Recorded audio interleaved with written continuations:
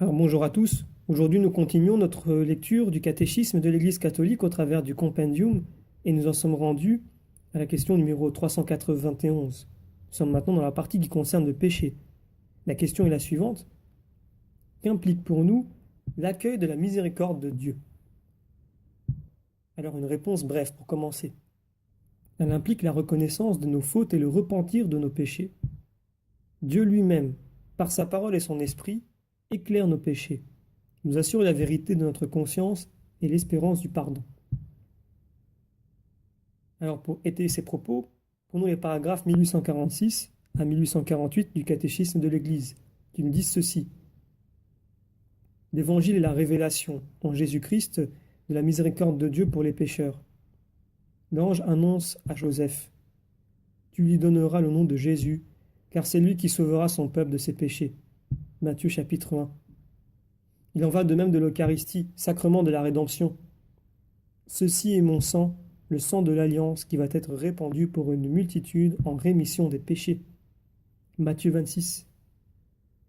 Saint Augustin disait, Dieu nous a créés sans nous, il n'a pas voulu nous sauver sans nous. L'accueil de sa miséricorde réclame de nous l'aveu de nos fautes.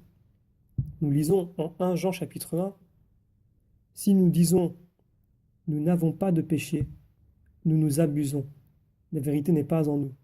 Si nous confessons nos péchés, il est assez fidèle et juste pour remettre nos péchés et nous purifier de toute injustice.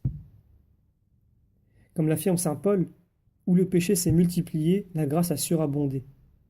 Mais pour faire son œuvre, la grâce doit découvrir le péché pour convertir notre cœur et nous conférer la justice pour la vie éternelle par Jésus-Christ notre Seigneur. Romains chapitre 5. Tel un médecin qui sonde la plaie avant de la panser, Dieu par sa parole et par son esprit projette une lumière vive sur le péché.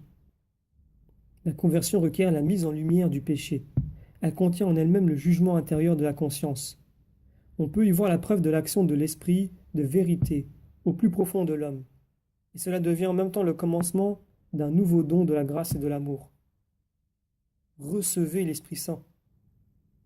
Ainsi, dans cette mise en lumière du péché, nous découvrons un double don. Le don de la vérité de la conscience et le don de la certitude de la rédemption. L'Esprit de vérité est le consolateur.